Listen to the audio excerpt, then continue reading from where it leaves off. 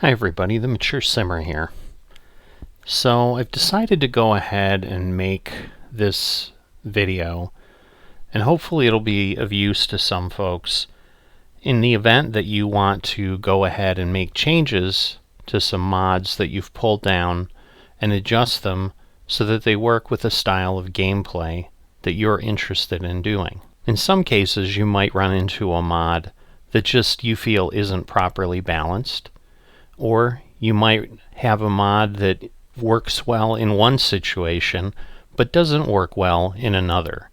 And I'm going to use both of those type of examples to explain some changes that I've done to enhance the gameplay that I personally do. Now I want to make it clear that I'm not suggesting you make changes to mods and then re-upload them, for example, and claim that they're better versions. Don't do that unless you get the modder's permission. But certainly if you're going to make some changes and just use it locally on your machine, it's nice to know how to do some of those things and what you need to basically understand to make some basic changes. Now I will also preface this with the fact that I have spent my career in technology, so I'm pretty comfortable looking at code and digging through things. And it certainly wasn't simple in some cases when mods get complex to try to figure out what they're doing. So if you're not comfortable technically, be prepared to take some time to just get familiar with what you're looking at and what you're doing. So if you've ever looked at your directory where you have mods, it will look something like this, where you'll have a lot of zip folders sitting in the directory. All of these are individual mods. If you determine you want to go ahead and make a change to a specific mod, find the mod file and then extract the files from that. So the way you would do that is you right click and then just hit extract all, and it will extract it straight in the directory unless you choose to place it somewhere else and just give you a directory that you can work in. Once you've done that, you're trying to find XML files, which are text-based files that you can easily make changes to. I'm not going to talk about graphical changes in this video, so if you don't like those things and you're looking to make those changes, this is not going to help you with that. But this particular mod, the large outdoor chicken coop, is something I've been using in my survival series, and if you've watched that at all, you've noticed that I've had some frustration in how small the feed trough is, because it would only hold 1,000 liters of food, and when it had the full complement of 500 chickens in it, it would be out of food in under 10 hours, which meant that I had to fill that chicken coop twice a day, which made for some very annoying gameplay, frankly. So I wanted to go ahead and solve that issue for myself. So in some cases it's a little bit of a treasure hunt. You're looking for where you think things might be. In a mod like this, there's only 2 XML files here. The mod description does exactly what it says. It describes the mod. So we know that's not what we want to do. So the only other XML is here. And if I open that, you're going to see something like this. I've scrolled down to the area where I've made the change, and you can see here I found something that said food capacity and found that it had 1,000 there, and instead I've put in another number. Now once again, this is where you have to determine what you want to do if you want to maintain some sort of rules or control over what you're doing, or if you just want to throw caution to the wind and just make things incredibly unrealistic. So what I did to arrive at 12,500 was I found other chicken coop mods that were done by other modders, but that didn't have a food capacity sizing issue, and I used that same ratio of food per animal to set this.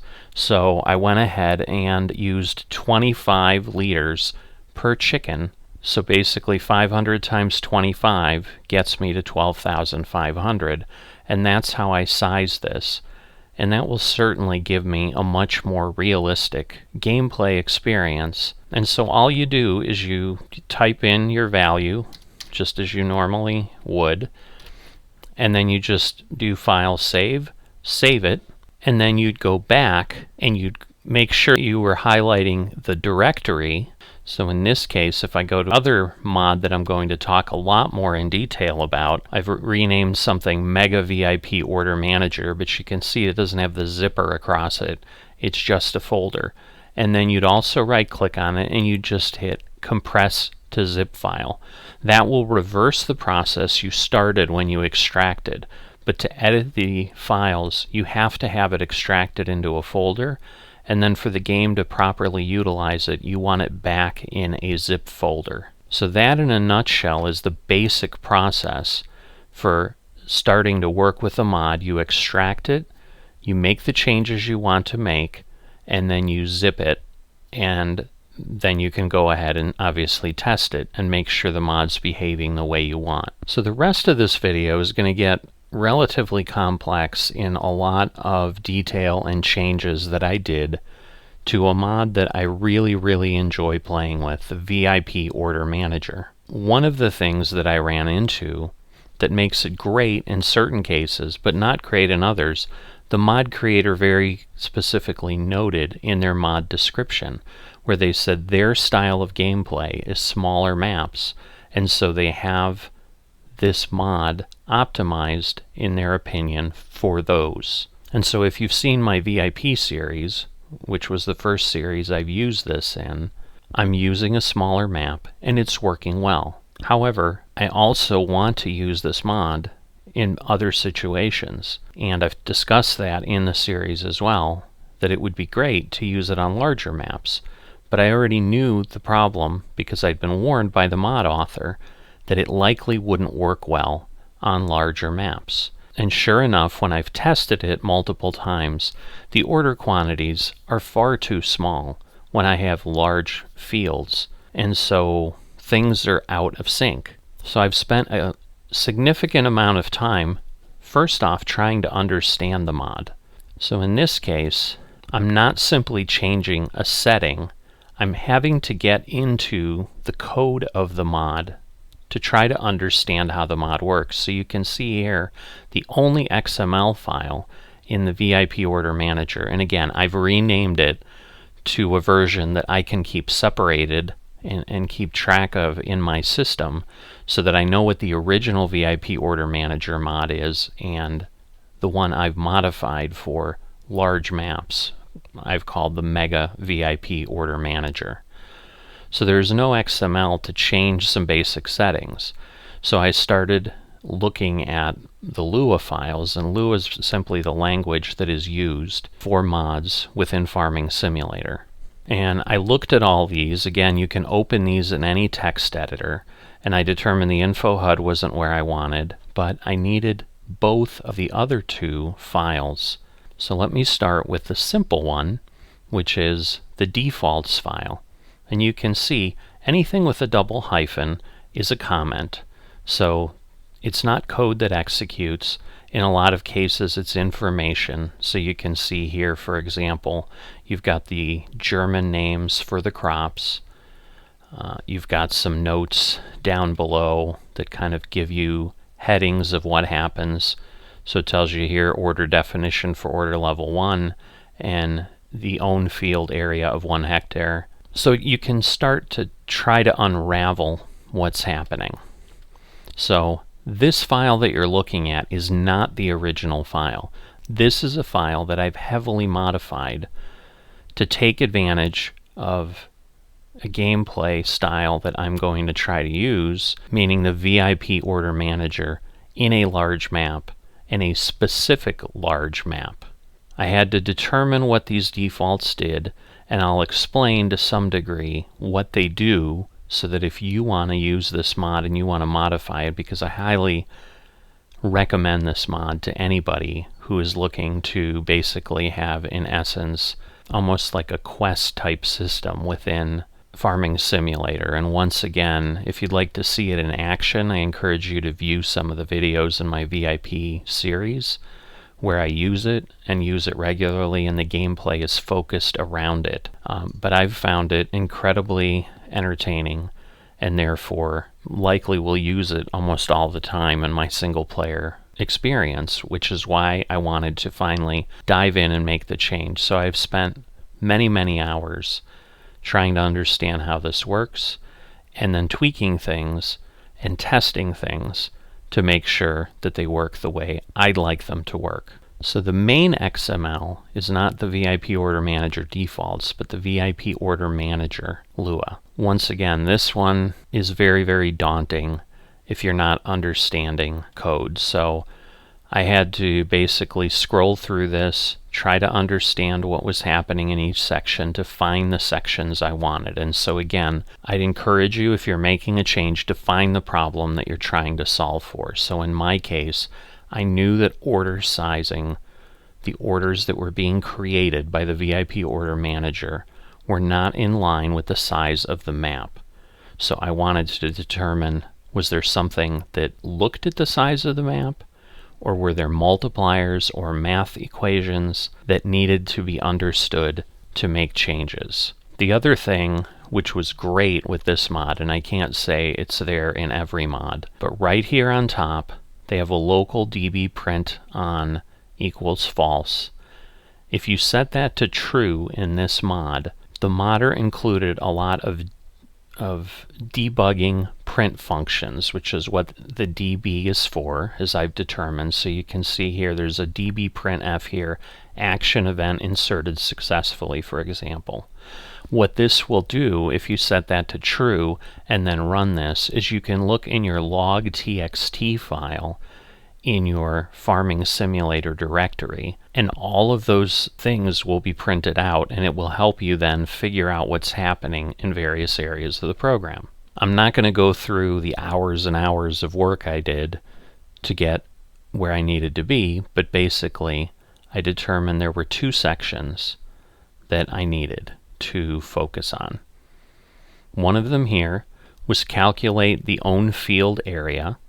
So I just did a lot. I inserted my own dbprintf statements, and you can do that by modeling things based on other ones you see that are doing something similar. So again, if you're unfamiliar with code and you want to, for example, just print out a variable, you could copy something like this and then just change this name here to be the variable you want to see, and then it will show you that in the log file. So that's what I did here to determine what was happening, because I was seeing some really interesting results in the log file that I couldn't make sense of.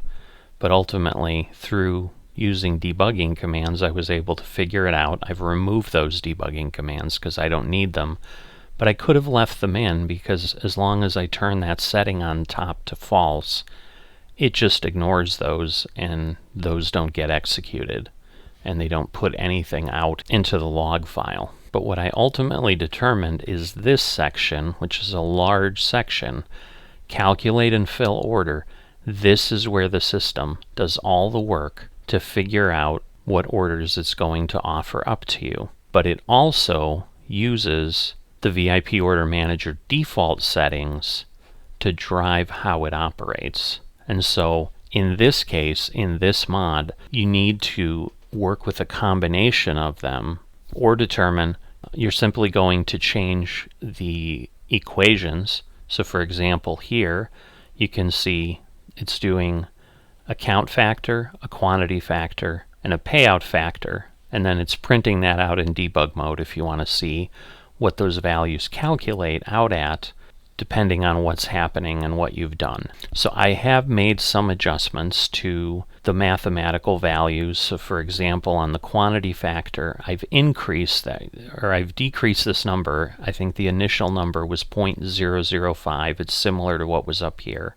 And similarly, the count of orders was 0.04, and I've adjusted both of those to go from 4% to 10%, and to go from 0.5% to 2%.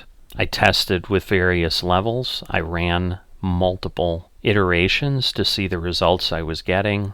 You know, at certain levels, the quantities were far too high to be reasonable for what was happening. So, you know, adjusting that down and basically dialing it in to what just seemed right, which I'm pretty sure is obviously what the original mod author did, to set it basically as they said for small maps. And so those are the adjustments there, and obviously understanding what's happening, and it helps with the debug on because you can see these values being output as it goes through here, and so you can see how many order items it puts in for that level. This loop here, so where it begins with while and then with the indenting goes all the way down to this end here, this is all how the orders are actually generated. It's taking random numbers and generating them here, and then you can see it's going to show you a quantity, a payout, and ultimately print out anything that's happening. And there's some error checking and so forth that happens in there. So you don't necessarily need to understand it all, but this is the challenge with trying to make changes to something as complex as this mod, is you need to know the problem you're solving for, which can help guide you to the specific things you're looking for and let you, more importantly, zone out on the rest of the things and not worry about it. These adjustments here, and then in the defaults, I move these mins and maxes around. So this is how many orders in a given level are created. I increased that a little bit. I moved the min-max of the quantity factor and gave it a bigger area, and I greatly increased the range of the payout factor. I had it significantly higher at one point, but I lowered it because at extremely high levels, talking probably 15 and over in the VIP Order Manager, I was seeing really, really crazy bonus amounts, and so I kind of tweaked that down until the lower level amounts were still significant enough for a large map and the amount of work you put in, but yet not overly generous so that it didn't feel like a cheat. This was another piece. There's things you can put in to say that you want to limit them. So this is limited piece here, which the mod author very clearly defines as whether this fill type is limited to X% of the order items. And so what this says is 25% of a given level can be things where I have limited is true. So you can see all factory products are limited. And then, I was playing with that in some cases. I think manure may have been set to limited. I may have changed that. I don't remember what all the initial values were. I made significant changes here based on what I wanted to see, because I'm playing a map in Nebraska in the US, and so obviously if you know anything about that area, it's heavily regular crops and so forth, but because there's a lot of very interesting productions on the map, I still kept things like olives, grapes, cotton, sugarcane. Well, actually I removed sugarcane because I can make sugar with sugar beets. So I wanted to kind of adjust what the VIP Order Manager was going to ask me to do to not create a situation where I was doing things I didn't want to be doing and that really didn't have benefit, but I needed to understand the map I was going to use it on, and I needed to understand how I was going to use that map. So initially I had gone through here and turned off potatoes, olives, grapes, cotton. Everything here was set to false for is allowed. So if you change this, it will not provide orders for those at all. So that's how you control things. Now for unknown fruit types, there's defaults up here. And again, I made some changes about which level they'll show up at.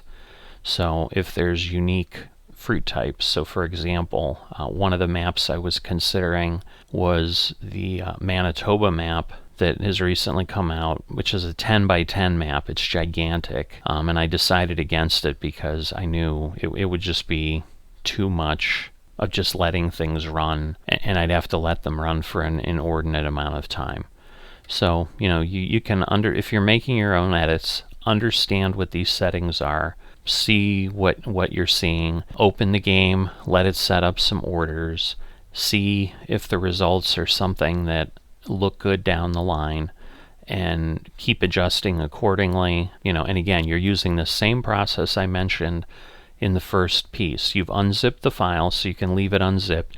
You make your changes in the Lua in the unzipped folder, and then you're always rezipping into a folder. So as you're testing, you're deleting that folder, the zipped folder, rezipping to create a new one, running your game, looking at the log file in this case. You can also see in-game what orders are created, but if you want to understand what the calculations are in the background and see those debug commands, you're setting that debug setting to true, and then you're using the output in the log file.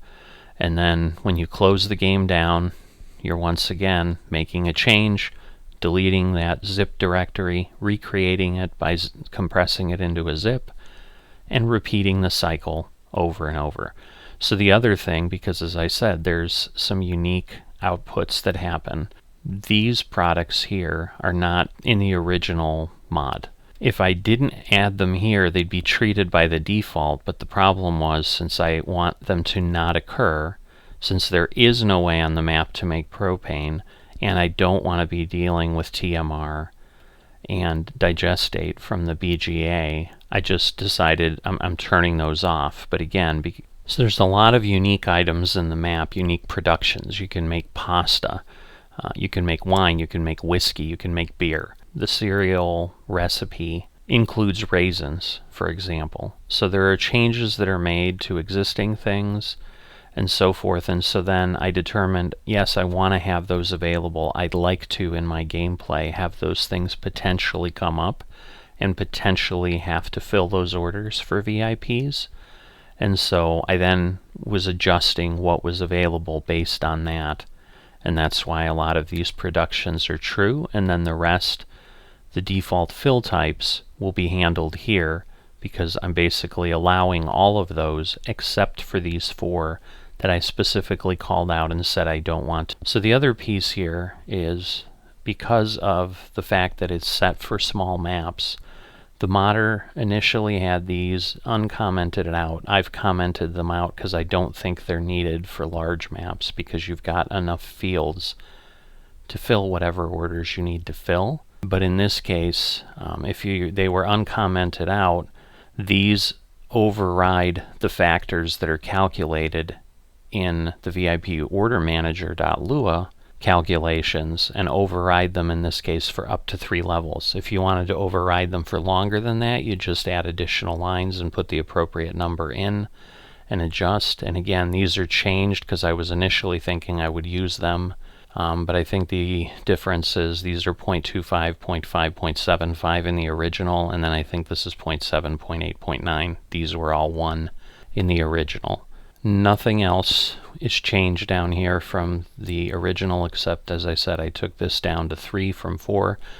But when I was debugging and testing, I raised this as high as 20. And so what that does is when the game loads, it generates things based on the fields you have available to you at that time. So this is now where, again, this mod gets more complex. If you're using a map that doesn't have any fields assigned, for example, and you're looking out for 4 or 5 levels, all those orders are going to be generated based on your starting fields. So you may need to adjust the starting fields on a map if you really want to use a map, and want to, again, set your gameplay in a certain way where, say, hey, I own these 3 fields because I want to start the farm that way and have the initial orders immediately from the VIP Order Manager. Take that into account. You're going to have to adjust the XML of the map for which fields you own by default. To adjust the defaults, what you need to do is find the farmlands XML within the map file, and it could be anywhere, so you do have to dig around and look for it. Once you have that, this piece of information here, default farm property equals true, needs to be inserted for whatever fields you want to own at the beginning, so that the VIP Order Manager will then generate the initial orders, understanding that these are your lands and this is how much acreage you have. Now you can probably go into Giants Editor and figure out the farmland ID and so forth and get things working. I tend to just go by default, rezip up the map, put it out there, see if it's the fields I want, and a lot of times you can start to figure out the logic. Sometimes the modder's simply, maybe 2 or 3 levels off. So these might actually be fields, say 25, 26, and 27 on the map. Sometimes it's random. So it's just trial and error is what I use, but if you're familiar with Giant's Editor, you probably can go in and find the farmland ID for the fields you want, and then very quickly just set this default value appropriately. In the map I'm going to be using, I'm fine with what the map author created as the default fields, but based on what they created, I determined I have more than enough acreage. I don't need any correction factors in the lower levels because they use these to basically try to make it easier when you're starting out and potentially don't have any crops or don't have anything there, that it doesn't take you forever to get past level 1 or level 2. But I'm okay doing that in the gameplay I'm going to do. But the benefit of increasing this to say 10 or 20 when you're debugging is you can look for that trend over time, where maybe the first 3, 4, 5 levels everything looks great, and then you start playing and the issue is, again, this is something that takes a little while to get through each level. Again, if you've been following my VIP series, you'll see, I'm almost up at 30 episodes and I'm finally working at level 8, and those are on small maps. On large maps, by the time I got to level 8, I could have hundreds of hours into the map at that point. If you start finding out level 8, 9, 10 suddenly is so skewed and so unrealistic because of the changes you've made, that can be very frustrating, that you suddenly kind of have to abandon what's happening, or you're artificially editing things again.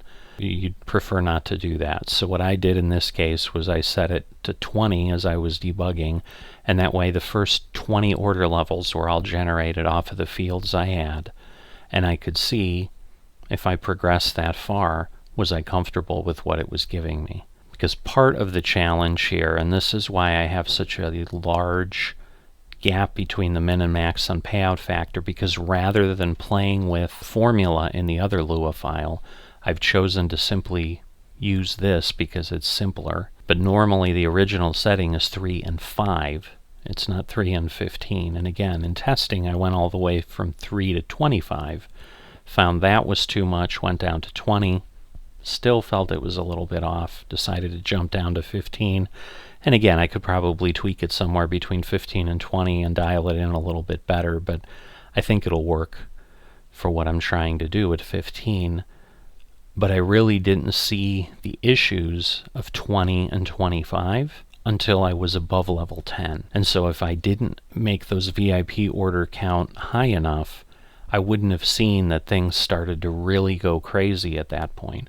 And part of that is, again, the modder decided that over time they wanted to, I don't know if penalize is the right word, but they make it very difficult to get a good payout based on the acreage you have, and the higher level you get, they basically decrease the payout factor to the point that by level 10, you're in essence only getting 10% of the payout, because it's basically 1 divided by the order level with some slight tweaks to it.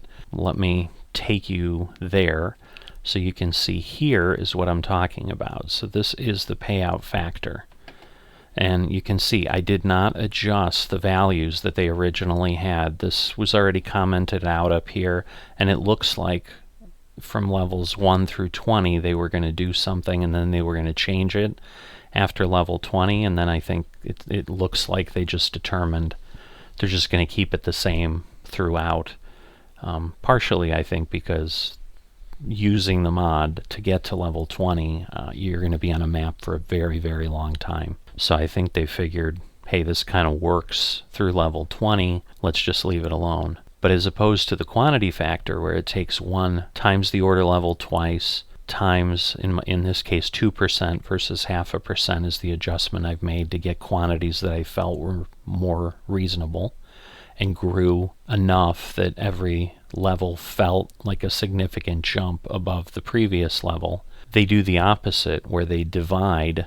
They take 1 and divide it by that order level. So you can see here, I'm going to get 10 times 5%, and then I'm going to divide this, and then I basically get, so in my log file, I was seeing the payout factor at like 0.06 out at level 15 and 20, for example. And so what that meant is basically if the payout was 100,000, it was saying I was going to get 6% of that in bonus. So I was going to get $6,000, where, per the just base calculation without any adjustment, without any factor, it would have been saying, hey, it's 100,000. And so to compensate for that, I could have adjusted this and played with numbers here. But in this case, because it got so complicated, I just adjusted the min and max and got the same impact. And so you can see here, for example, that this is the, as it says, if necessary, it's going to overwrite the correction factors for easier beginning. This is where those commented out things are used. And you would see values there. This is basically a very, very detailed walkthrough of what I did to make some changes. I'm likely going to be starting some videos up to show myself using those changes in a new series. I wanted to explain to you what I learned, how I understand this particular mod operates, but also use it as an example of what you can do to tweak mods to operate in the way you'd like them to operate for your gameplay style, because in the end, that's what we're trying to do with Farming Simulators, create an enjoyable experience for ourselves. Again, I'm going to reiterate here at the end the same thing I did at the beginning. I am not suggesting you do this and then post the mod as your own creation or something without the modder's permission. This is still their product. It's what they've created, and even though it's something that Giants doesn't allow people to sell, we should respect the creator's rights, and we shouldn't just take mods that other people made, adjust them, and claim them as our own, and kind of release them to the community and try to get credit where we really shouldn't be getting credit for things. So I'm going to show you here the cycle that you go through to make changes. So you find the zip folder that you're looking at doing after you've made changes. So you can see here I've set db print on to true because I want the debugging to operate. And I've made another change so that I can run some test runs. And then you just right click, compress to zip, it creates that folder, you're done. Now fire up Farming Simulator, and you've got your new version of your mod set with all your new settings. And then just fire it up in FS22, and then all the changes you've made are incorporated in your mod. So what I'm looking at here is in-game, I'm running a test run where I have 20 levels generated so that I could look at the balance. So I'm just giving you an example of everything once I've tweaked it to kind of show what happened and what I've thought about in the adjustment, where this again becomes incredibly important of knowing what problem you're trying to solve. So some of my thought process in this is knowing that on a large operation like this, it is going to be capital or cash intensive. I'm going to need lots of investment into the farm, and even if I start with a good amount of money to begin with, the likelihood of running out of money because of having to expand my equipment base, perhaps buy new buildings, definitely going to have to be buying productions over time and so forth. I know I'm going to need a good influx of cash, so that was part of what I was looking for in trying to settle on payouts that seemed okay. So you can see here in the first 3 levels, I get a decent payout. I get a really high payout in level 2, and you can kind of start to see, basically sorghum is driving a lot of that. It's 156,000 out of the 507, but it's also the fact that I have 5 orders, where here in level 3 we just drop back to only 118,000 bonus. So there may be some ideas of, well, this is kind of crazy. You're getting, more than $1 a liter in bonus for canola. And yes, this is the challenge you run into unless you're going to spend a huge amount of time making a lot of changes. And so to adjust this, I'd have to do some other things, such as perhaps account for map size and instead deal with it mathematically. But that means coming up with a model that works for that and that works all the time, or you just kind of make the best of it. And then, as I said, you want to make sure that you don't see anything too strange as you go out. Again, as the levels go up, the payout gets higher, but we also again have increased the complexity. And then, when you're down here, we still only have 6 items, and you can see we have ethanol showing up. So because we have 6 and we have 25%, we only have 1 item that is in that calculation that can be limited, which is all the productions, where here we have olive oil, butter, and cheese, and chocolate. So, but we've got a massive list of things here, well, over 12. So 25% allows us to have 4 limited items that are suggested. And because of the volume of what we're talking about, yes, we're getting an incredibly high payout. But now, canola's still in the list, and instead of being over, because of the way the payout decreases things over time, it starts to fall in line over time. And so again, it's not perfect, but what I was looking for is something that seemed reasonable, didn't get incredibly high until the much later times when I'm doing 2 million liters of sugar beets. I think it's not going to feel inappropriate to get $1.3 million if that's part of my order, since I'm only getting $250,000 of that from the sugar beets. The wool's going to take a long time to get that much wool and so forth. That's the thought process I had. So to generate the example that you saw in game, the only change I made in the defaults file here was increasing this max VIP orders count to 20 from the 3 that I've determined I'm going to use within the actual gameplay. So how do you then take a look at what's happening? So you'll navigate to where you have your Farming Simulator 2002 directory, and you're looking for a log.txt file. You can see it's quite large compared to what it normally is because we have debug on VIP Order Manager. And then once you open it up, you're just looking for the various things. So all of this output, for example, is coming from those debug statements that we saw. So this is how it's generating the fill types and populating that information of what is available. Then here is another section that starts to show you the allowed fill types with the station. So it shows for wheat, I'm going to be able to sell it at all these places. And so the mod is getting familiar with, if I generate an order for this, what is my random pick list going to be from, for example, as far as the location I'm telling them to take it to. And then, because we're usually, as you can see with the scroll bar, we're very close to the top of the log file right now. This is my level 1 order, and I know that here because the current VIP order level 1, it's telling me that. So per the settings in the default file that we had, we've got certain crop types that aren't available.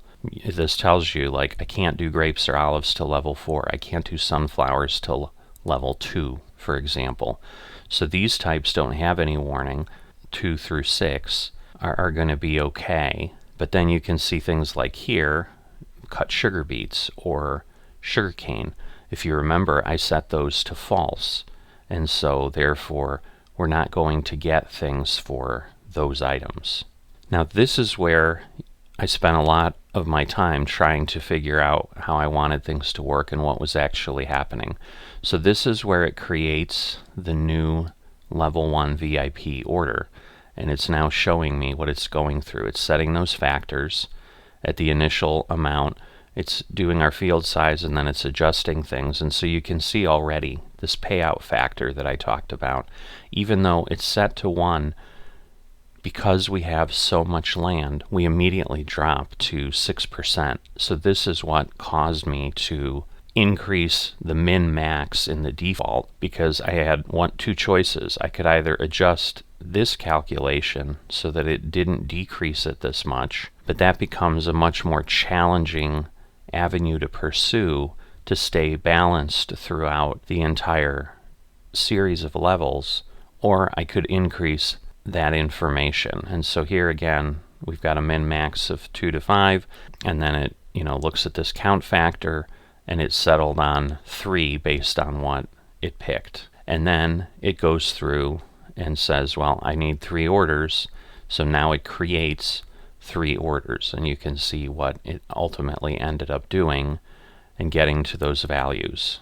And I did not touch the calculations that the modder had for certain things. So the canola example we saw here, it's just created by the nature of what's happening on the map at the time. So you can see up here in the usable fill types, we've got canola, and there's a price of $1.68. That is then what's used here to go ahead and multiply things out. So the quantity final payout factor is the 79. So you can see where that goes in. The quantity factor's up here. So the quantity factor's a giant number because it keeps growing. But the payout factor, you're kind of fighting that 0.06 multiplier to get it to something reasonable. Now I'm much further down in the log file. So you can see, for example, here I've now reached the point where for validating fill types, all those notes of not usable have gone away other than things that are false. Because at this point I'm at a high enough level that literally everything is allowed. Now you see things, for example, here that the minimum order level, because I already own things, has been overridden. That doesn't necessarily come into play as much as with what I've got. Here's the propane that's not allowed. And then now we've got the usable fill types where it's populating things. And so you can see we're on level 16 orders now. So you can see the count, quantity, and payout factors have all adjusted based on those calculations that involve the level that we have looked at. And you can see this quantity factor's gotten extremely large, and the payout factor shrunk even more. It's now, instead of 0.06, it's 0.03. So this again becomes that tug of war that is occurring where I'm trying to keep things from getting to zero, which it probably won't unless we got really, really far along the way this is operating. But you can even see here on the barley, our payout factor is already 14, so I'm getting 14% of what I would, and against 1.3 million barley, I'm getting 153,000. So that's the balance I was looking for. Is at the high levels, am I not getting exorbitant amounts where when I had some of the settings differently, I was seeing 5-8 million per level, and to me that seemed far, far too high for what was going to be happening, and I could justify in my mind spending probably 4 or 5 years working on something. Getting $1 million bonus at the end of that seems okay. But I do understand that coupled with that, I may be getting things that are a little generous in the beginning. And again, the only way to change that would be to get into a lot more complicated modifications and really determinations of how you were even going to model that mathematically.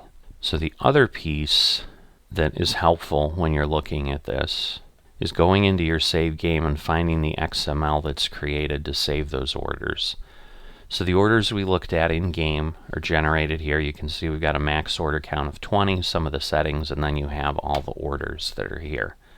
So we've got the 3 orders in the beginning. But the valuable part in here is down in this area, the unknown fill type info. And so this is where it shows me these are the unique items on the map that aren't accounted for in the default file in the VIP order manager. And so this was how I was able to pick out the additional items I wanted to add in that I didn't want orders generated for, such as digestate, propane, and so forth. I saw them down here, and then I was able to adjust how my mod worked accordingly. But as you can then understand, you may be making modifications to things in the mod based on the map you're playing, which is why this becomes a lot more challenging and isn't just, hey, this is a mod that works for large maps, because it may or it may not, depending on the map you're working on. If you have some other fill types or fruit types,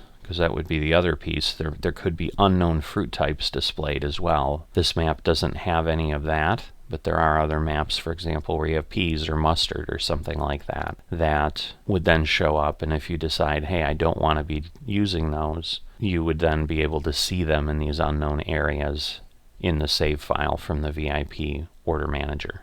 Happy to discuss any questions or any comments you guys have down below, and hope this was helpful, and I'll see you next time.